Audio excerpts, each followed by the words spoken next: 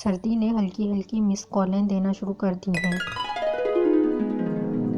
सर्दियाँ आ रही हैं, लोगों को प्यार होगा, निकाह होगा।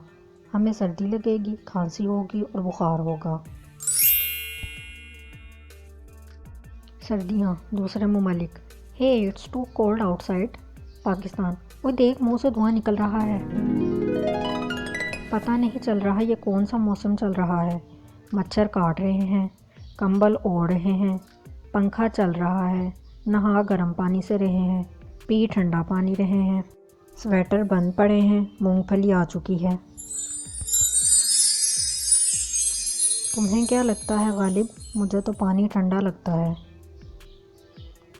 नवंबर इसी कश्मकश में गुजर जाना है कि कोई दूसरा जर्सी पहने तो हम भी पहने। सर्दियों में ठंडे हाथ वाले हजरात मुंह से सलाम करें, शुक्रिया।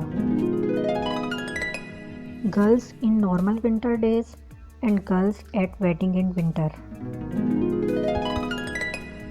बेगम ने कहा था तुम बाइक स्टार्ट करो, मैं बस 2 मिनट में तैयार होकर आई।